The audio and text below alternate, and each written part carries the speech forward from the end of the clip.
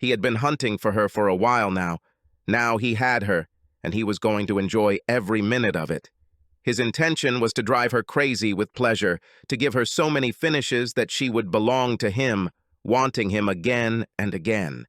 He wanted not just to take her, but to possess this woman. He had waited so long for this. Now that he had her, she would be his after today. He had no doubt about that. And he achieved his goal and drove her crazy. The couple lay in postcoital bliss. They said nothing. She had never experienced so many peaks at once before. She couldn't remember feeling this way before. He sat down, grabbed the cigarettes, lit it, and took a deep drag. He blew smoke across the room, the smoke starting to mix with the scent of their sex. "Joyce, it was fantastic, really special." She smiled. "I'm glad. I also think it was amazing." She moved closer and he put his arm around her shoulders. They looked at each other and kissed tenderly. "Can you stay?" he asked, hoping that she could stay all night. He wanted more. "I'm yours all night if you want me, honey. Jake is away and won't be back until tomorrow night." He looked at her. His eyes filled with lust. A smile appeared on his lips. He leaned towards the woman and kissed her slowly before putting out his cigarette and turning off the nightlight. Joyce Harris was a 42-year-old mother of 2 teenage children, son Zach and daughter Louise. For the past 20 years, she has worked in publishing, taking breaks only when her children were born. Jake, her husband, had always been quite accommodating to her wants and needs. And once she made the decision to return to work, he accepted and agreed with it. He made changes to his own work-life balance to make this possible. Of course, there was no gratitude for this, but he did it for the sake of the woman he loved. In her youth, Joyce was always a rather headstrong woman and eventually got used to doing things her own way. There were many times when he and Jake fought over this or that, but when Jake stood his ground, which was rare, he would not be budged. Joyce sulked, ranted, and at one point admitted that perhaps he was right, but of course, after much resistance. Joyce was 5 feet 4 inches tall, with blonde hair and green eyes. She had a curvaceous figure that attracted everyone's attention, and although she never showed off, she still felt awe when she noticed that someone was looking. She felt that she had missed out on a lot in her younger years, but now she felt secure enough to enjoy being looked at. Yes, she felt safe because she was a married woman. Joyce didn't understand that some men look at a married woman as a challenge. Jake worked as a construction and building design consultant. He was not at all self-important and could do a lot of the work on the sites himself. Such was his character that he was a modest type who wouldn't be noticed in a crowded room, but his opinion was sought after and respected by those in the know. Just over 6 feet tall, he was in good shape for his 44 years, with short blonde hair and gray eyes. He adored Joyce and always gave her everything he could, even when she made a scene. He usually smiled and let her have her way until something came that he couldn't allow. It was a completely different story when he said no. It was a firm no. It was impossible to move him. Yes, Jake could be stubborn too, which sometimes led to fireworks between him and Joyce. They were married for a little over 20 years, and during that time, neither of them cheated on the other. Of course, there were temptations along the way, and Jake knew there were a couple of guys who had their eye on Joyce at various times over the years, but it never amounted to anything. He was keeping an eye on everything, but Joyce looked like he had no real reason to worry. Recently, as the children were on the verge of leaving the nest for further education, there seemed to be some excitement in the Harris household. Over the past few months, Jake has been away several times due to his involvement with a national construction company that has secured his services on a major new site in the north of England. During this period, he noticed more than just the physical distance between himself and his wife. Their lovemaking had evolved over the years into a once-a-week ritual that was now seemingly becoming routine for both of them.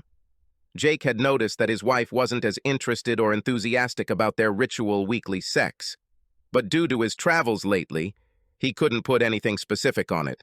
Perhaps they were both feeling the effects of their busy work schedules. Nights spent together at home were the same as usual, tender and loving, but rarely led to anything more intimate, so sex became more of a planned event and spontaneity seemed to disappear. Things weren't going well. Mason James was a typical salesman. He was 38 years old, divorced, but full of confidence, good looks, and charm.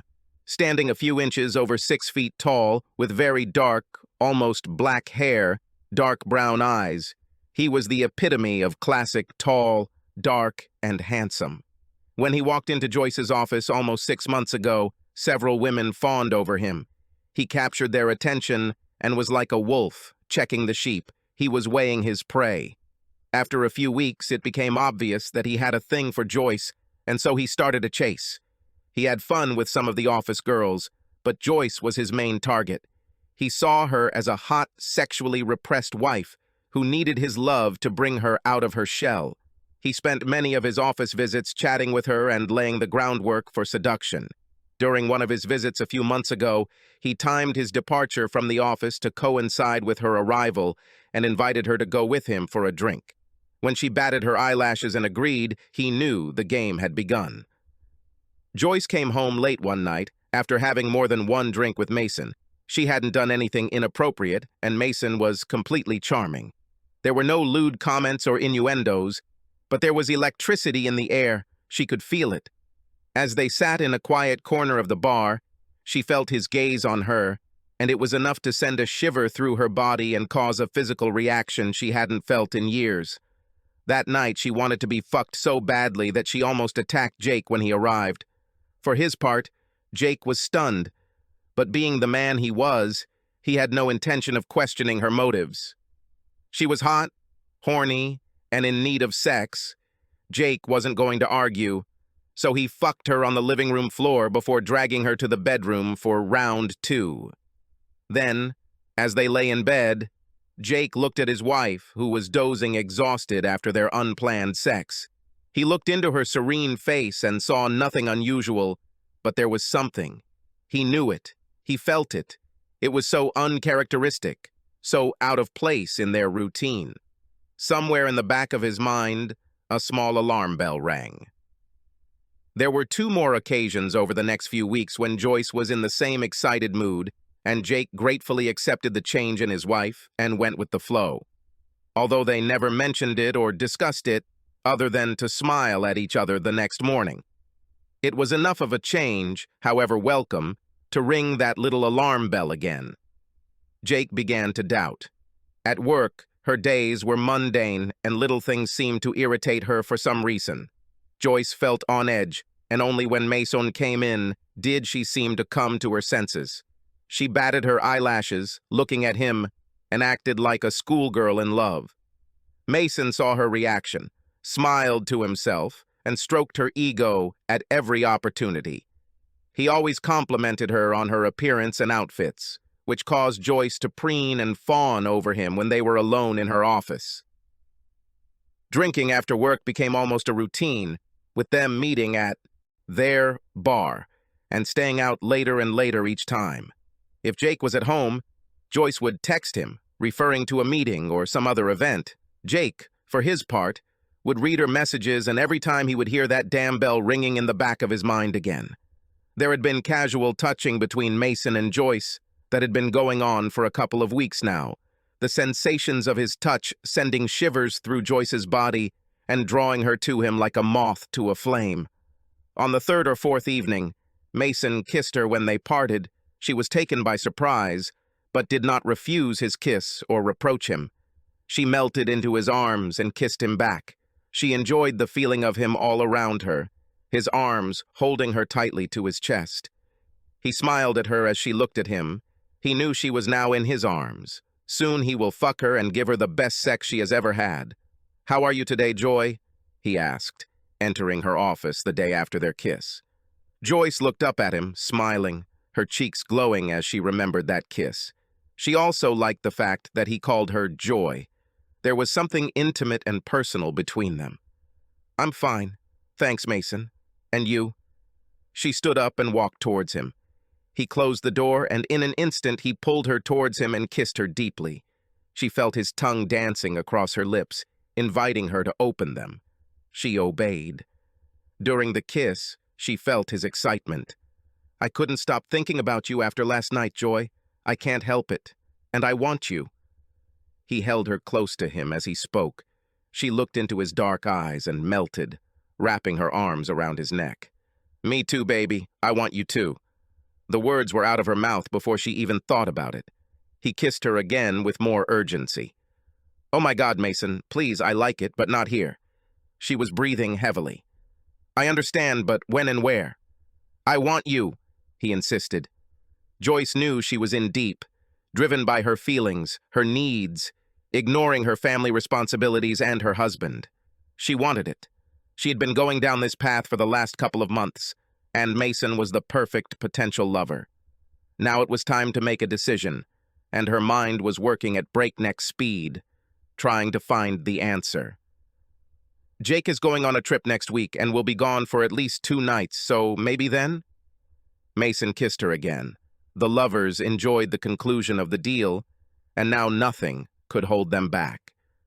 The phone rang, interrupting their kiss. After ruffling her hair and pulling herself together, she answered the call. "Hello, Joyce." It was Jake. She motioned Mason to be silent. He moved closer. "Hey, Jake, are you okay? It's not like you to call me at work. Are you okay?" "Yeah, I'm fine, baby. Just wanted to hear your voice. That's all. I was wondering if you were free for lunch." "I'm in town today, that's all, and I have an hour or two to kill." Mason ran his hands over Joyce's thigh as she sat down on the edge of her desk. She watched him as she chatted, her eyes wide. "Well, I really have a lot to do at the moment, Jake. Let me check my diary." "Sorry, love. I only have 30 minutes today. Otherwise, I would love to meet. Maybe we can do something tonight." Jake seemed disappointed but didn't end the call and talked about his upcoming trip. "Jake, I really need to go. There's someone waiting for me here. We'll talk at home, okay?" "Yes, of course, baby. See you in the evening." She hung up and Mason kissed her. "I need to run, baby. We have to organize everything for next week, and I need you." She took a deep breath and tried to pull herself together. Joyce spent the rest of the day dreaming about her lover. She was shocked, ashamed, but so excited it was unbelievable. She could set up a meeting with Mason when Jake left next week. He'd never know. That was perfect. It so happened that she made the decision to cheat on her husband without thinking at all about the consequences or results that might come to mind. Jake had been gone for 2 days, missing his wife, and was lying on the bed in his hotel room, resting after another long day with his clients. It was stressful, but overall he got a good result and was pleased with himself. He received another recommendation for his consultation, so everything was going well. He wanted to talk to Joyce and tell her about it, but the way things had been between them lately, he wasn't sure she would be interested. Ever since she surprised him with her stimulating and sexy performances a few weeks ago, things had cooled down and returned to the usual once-a-week routine, leaving him confused. To be honest, he was angry too. The nagging doubt that perhaps something was wrong between them forced him to remain vigilant and watch Joyce for any signs of wrongdoing. He just didn't have anything he could go to her with. It was frustrating. He looked around the house for anything that might indicate an affair. She had sexy lingerie, sure, but nothing obviously new or different, so there was no change there. He checked her car, and again there was nothing there that looked out of place. Her phone was inaccessible, and she never left it anyway, so he couldn't check. The home computer didn't show anything either, but he knew there was something somewhere. But where? He had almost admitted defeat, and was on the verge of admitting that he had a problem, and had let his insecurities overtake his better judgment when he received a text message. The message was anonymous, and there was no number provided, but the feeling confirmed his deepest fears, and the ringing became louder, much louder. "Your wife is cheating on you." That's all that was said there, no details, nothing special. When he read this, it seemed to him that he had been pierced by a spear in the chest. He just knew it was true. It confirmed his own feelings, and he believed it. It was 3 days ago, the day before he left for his trip to the north of England. He had no choice but to go. People were relying on him, but his mind was in turmoil as he read and reread the message. Who? When? Why? He had no idea. He tried to reply to the message, but didn't get any other response. Joyce seemed completely normal. It was just incredible. If this was true, how could she be like this? Did he know this woman? He had one day to do something about it before he left. He knew that this was the perfect opportunity for her to cheat while he was away, so he needed to act quickly to protect himself and get evidence if there was any. He felt that he would get it during the trip. He had no idea how long it had been going on, or who, or where. He remembered and counted how many times he had left recently. It turned out to be once every few weeks. But just before this trip, Joyce behaved differently than before. Completely differently. So maybe it didn't last that long. Now she seemed to be back to normal. But was that normal? Confused, he began rummaging through the phone book. He stretched out on the hotel bed, thinking about Joyce. He was angry, sad, and confused. The last 2 days had been a living hell. Attempts to get all thoughts about his wife and her lover out of his head were unsuccessful. She called him the first night and made small talk. But it was earlier than they usually talked during his trips, which he found strange. He was tense, and she asked him a couple of times if he was okay. He brushed her off, saying that he had had a busy day, and although he loved her, he just wasn't in the mood. Joyce seemed to feel this, and she herself did not want to talk. Probably she really wanted to quickly arrange a meeting with her lover. They both wanted to end the conversation, although for different reasons, which they both later understood and found a little unusual. Jake was sad, Joyce was relieved. Jake spent a restless night, tossing and turning. It was around midnight when he received a text message from his contact. "Everything is fine this evening, no activity to report." Jake sighed with relief, rolled over and fell asleep, exhausted. The second day of his trip was busy. There were no messages during the day, and he managed to complete his business in a reasonable time. At 5:30 p.m., he headed to his hotel without receiving any text messages. Perhaps he would complete his report and submit it tonight instead of in the morning, which would save him a few hours tomorrow. He checked the morning flight times home and then thought that if everything went as he expected, then why would he rush home? Jake was sitting at the bar. He had written his report and sent it to the customer. And now he was sipping a large Jack Daniels with ice. The warming effect of the drink ran through him, calming him as he thought about the decision he had to make. An hour ago, he received the message he was so afraid of. Joyce left the house, apparently dressed for the party. He checked his phone and discovered a missed call a few minutes before she left the house. Obviously, this was her call to him as an alibi. He did not listen to her message. Now he knew where she was going now and who she was with. He had the guy's address and confirmation that she was there. It was a little after 8 when she left. 3 hours had already passed. Deep down, he knew that his marriage was over. The rock in his chest was heavy and unmoving as he downed the rest of his JD before ordering more. He had stopped praying that it was all a mistake, and now knew without a doubt that she was cheating on him. Will he be able to return home tomorrow? He couldn't answer this question. His flight was booked for lunch tomorrow, so Joyce didn't expect to see him until 3 p.m. Even then, she had to be at work. Earlier, a call to her work confirmed that she had booked a 2-day vacation, which, naturally, she forgot to tell him. She must be expecting to have a long day with her lover tomorrow. So he assumed he would get a text or call from her saying she would be late tomorrow, so that she doesn't have to worry about him suddenly wanting to have sex with her. Tricky bitch. Jake knew he couldn't come to terms with her betrayal. The thought of her being with another man made him angry and physically painful. No, he wanted his pound of flesh and then some, but a quick confrontation wouldn't give him that, so he needed a plan. Yes, a plan for retribution, with pain for those concerned, would fit the bill. A couple more JDs and he felt a warm glow envelop him. He looked at his watch. It was almost 12:30. There were no messages or updates on his phone, which was a bad sign. Around this time, Mason turned off the bedside lamp and enjoyed Jake's wife for the second or third time that night. Joyce giggled, enjoying his caresses. After the next round, She did something that she had never done even with her husband, but she did it at Mason's insistence. She suddenly felt used, but that was what she wanted, wasn't it? Mason was a strong and dominant type, the complete opposite of Jakey. Jakey! Oh my God, Jakey! She realized where she was, and for the first time that night she thought about her husband. She suddenly felt guilty for the first time in what must have been weeks as she realized what she had just done. Mason realized that she was feeling guilty. He pulled her towards him and kissed her deeply. He held her tightly until she calmed down. He continued to attack her lips with his. She slowly responded and soon found herself aroused again, and all thoughts of Jake disappeared. Jake woke up at 6:30 a.m., having had another restless night of sleep. He felt terrible and had a pounding headache, so he headed to breakfast. A good roast breakfast would do the trick, and then he would have to head home. Home? Well, at least to where he lived.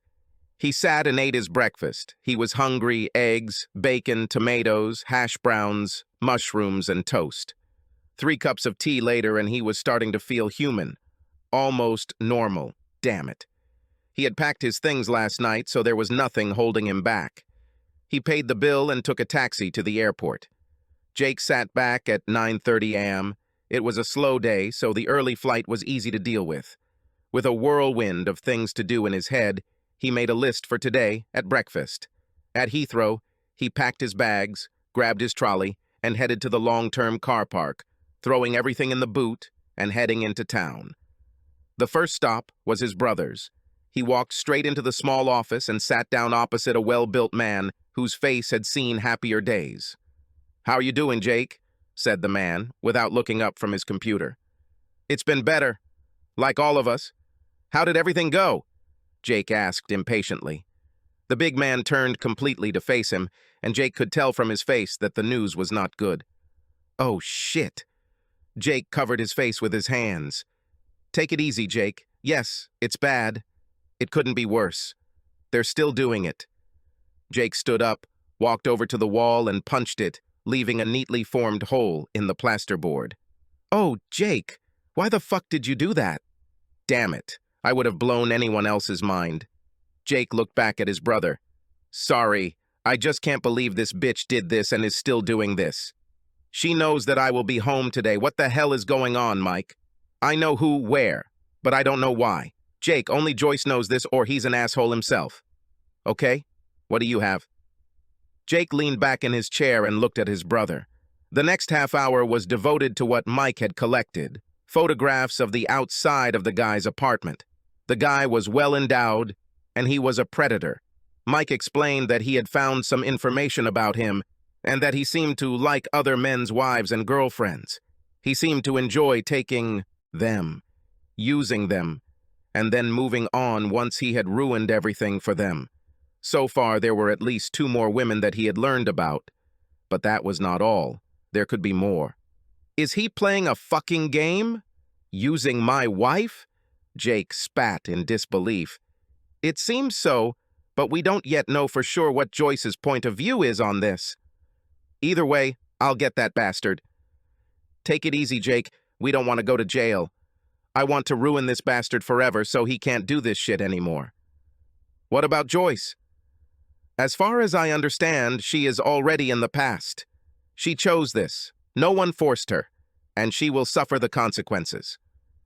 Mike looked at Jake and saw that family trait of stubbornness. He knew it well, and it was something he shared. There will be no turning back now. "Okay, so, do you know what you need to do today?" Jake nodded sadly. "Yes, I have a list. I made a few calls along the way, and by now the locks on the house have been changed and the bank accounts cleared.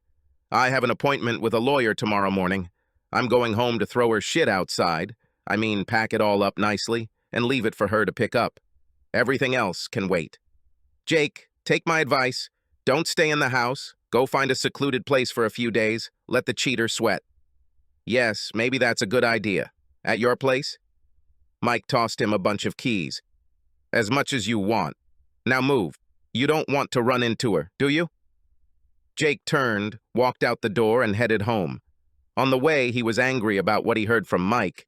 He had to check something, and he had very little time before Joyce returned home from his sex fest. He pulled into the parking lot of his garage and clicked the opener, but it didn't work. This was confirmation that the locksmith had already done the work. He got out of the car and, as he approached the door, the locksmith ran up to him, holding a bill and a bunch of keys. "Mr. Harris, I'm done with the locks. Here are the new sets of keys. I also reprogrammed the garage opener. This is a new remote for it." "Thank you. I'll come back later to pay you. I appreciate the super service. Well done." He grabbed the guy's hand and shook it warmly. "Sorry, I'm in a hurry today." "Hey, dude, no problem. Glad I could help. Good luck." He turned and left Jake at the front door. Inside, Jake moved quickly. He came upstairs with an armful of black trash bags and unceremoniously emptied all of Joyce's clothes into them before tying them up and tossing them down the stairs to the front door. There were 20 bags in total, stacked in no time. He saved all of her jewelry for last and packed it in a box before putting it in his car. He gathered fresh clothes for himself and packed them in the car, along with some personal papers and anything else he might need in the next couple of days. Time flew by, and he saw that he had been in the house for 2 hours. It was already more than 1 o'clock in the afternoon. Jake decided he'd had enough, wrote a note and pinned it to the door with his wife's name on the envelope. "Take it, bitch." He piled her things in the middle of the front garden. She couldn't help but notice it. He smiled grimly to himself as he pulled out of the driveway, and with another glance over his shoulder, he hit the accelerator and sped off. Joyce woke up and looked around the unfamiliar room before realizing where she was. A wave of panic washed over her as she looked at the time on her bedside clock. It was just after 8:30 a.m. She tried to move, but every bone and muscle in her body ached. She felt like she had run a marathon. Everything ached and hurt. She slipped out of the large bed and padded into the bathroom, where she splashed water on her face. She looked into the large mirror. She was shocked by what she saw. Her makeup was a mess. She hadn't taken it off last night. Dark circles appeared around her eyes, and then she saw her breasts. "Oh my God!" She raised her hand when she saw 2 bite marks on her chest. They were big enough to be seen. What did she do? She heard him moving in the bedroom. Feeling panic rising, she rushed towards him. "What the hell have you done? Look at it," she said, pointing to the love bites on her chest. Tears streamed down my cheeks as reality began to set in. "Don't they look great? I love them. Come here. Let me do some more, baby." "Are you kidding me? If Jake sees this, he'll throw me out." "Isn't this what you wanted, baby?" He grinned. Joyce was dumbfounded. Who was this asshole? What the hell did she do? She needed to get out of here and get home before Jake got back. She began to pack up her clothes in the way they were, which was definitely not appropriate for a married woman. She returned to the bathroom and headed to the shower to at least clean herself up a little first. She washed and soaped herself, trying to wash away the shame. She felt violated like never before. She felt pain deep inside. She scrubbed and washed until she could do no more. Her hair washed and tied back as she dressed and walked bravely into her lover's bedroom. She looked at him. He was unrepentant, lying naked on the bed. "Are you sure you don't want to stay late, baby?" He smiled. "Jake will be back today. I need to go home and get myself in order. Why did I do this?" "Well, if you change your mind, Joy, I'm here and I'll take good care of you." He smiled. Joyce was thrashing about. She had a huge problem to deal with and time was flying by. It was already almost 10 a.m. "His flight isn't until after lunch, like you said, so you still have plenty of time to drink coffee and figure something out, baby." He got out of bed, headed to the kitchen, still naked, and turned on the coffee maker. As Joyce followed him, her mind trying to process what he said, she panicked. Mason poured 2 cups of coffee, and she took a sip, thinking. After several minutes of silence, she decided that her problem was how to hide the bite marks, since Jake could not know anything else anyway. Relaxing a little, she allowed Mason to hug her and felt how he got excited again. Mason fucked her again. She didn't need much convincing. He was persistent, and it took a while. But he got her naked and horny. It was already after 1 p.m. when she took another shower and finally headed home. Sitting in the back seat of the taxi, she checked her makeup, which was now more in keeping with the daytime look of a woman her age. The taxi stopped in front of her house, and she looked at the strange pile on the front lawn as she paid the taxi driver. "Could you wait here for a minute, please?" she asked absently, examining the mountain of black bags. She had an ominous feeling coming from them. She felt ice in her chest, and then her breathing quickened as she got closer to the bags. Bending down, she opened the top of one of them and looked inside. She recognized something from her clothes. "No, no, no, no, no!" Running to the front door, she grabbed the keys and fumbled with the key, trying to fit it into the lock. She tried again, not realizing that it was now a different lock. "No, this cannot be, this cannot be!" While she was wondering why the key would not fit into the lock, she saw an envelope on the door and took it off, tearing it. "Fallen woman, you're caught. I know what you did. Now you and your lover will reap the consequences. That's the first part. I'm throwing you out from now on. Go back to your lover. I won't have you anywhere near me. I will tell our children what you did. They may already know. So when your phone starts ringing, you'll know they know what I know. So from now on, we are done. My lawyer will be in touch. From your loving, soon-to-be ex-husband." Joyce collapsed on the threshold, tears streaming freely down her face. Suddenly, the enormity of what she had done hit her. The taxi driver saw her collapse and got up from his seat. "Screw this, another crazy woman." He picked her up and led her back to his taxi, consoling her, and learned the address of the place where he could drop her off. Her phone started buzzing, causing her to cry again. She ignored the call, and it went to voicemail. A minute or two later, the call rang again. She again ignored it. All the while, tears were pouring down like rain. The taxi stopped at the curb, and Joyce stumbled out. The taxi driver waved her off and watched her hobble down the path to the door of the house. She wiped her eyes as she walked. The door opened, revealing an elderly woman who hugged her tightly. He drove away, shaking his head. Putting two and two together, he realized she was in deep shit. The way she was dressed indicated she had been out all night, and most likely her husband had cut her off. He was sad about her plight, but on the other hand, she must have asked for it herself. Joyce staggered into her mother's living room and collapsed on the couch, clutching the note Jake had left her.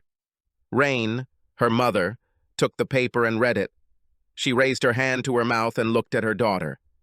"What the hell have you done? From the look of you, I'm guessing you've been out all night. This is all? Did you cheat on Jake?"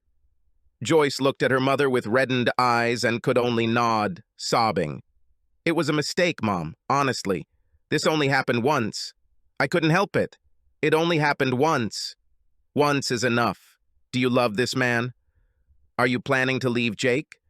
"No, well, I don't know. I'm confused. I don't think so. Maybe." Joyce spoke incoherently. But it was only once. The next few hours were traumatic for Joyce as her parents and then her children made it clear how they felt about her infidelity.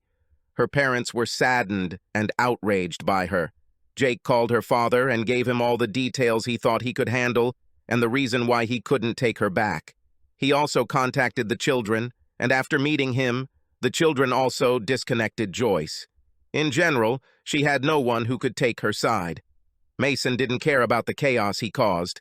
The papers were filed quickly, and photographs were provided which were damning enough in themselves. Although there was no video evidence of the actual act, photographs taken through the window were sufficient, along with the time frame to prove that she stayed with Mason overnight. Joyce could offer no explanation that resembled anything coherent or in any way plausible to justify her behavior. She accepted it.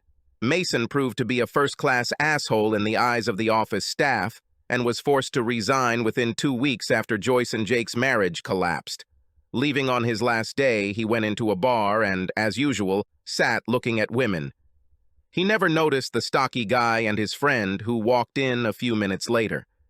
The next day, he was found in his car, beaten half to death. He was brutally and systematically beaten from head to toe. Bones were broken. It was indeed a very thorough job.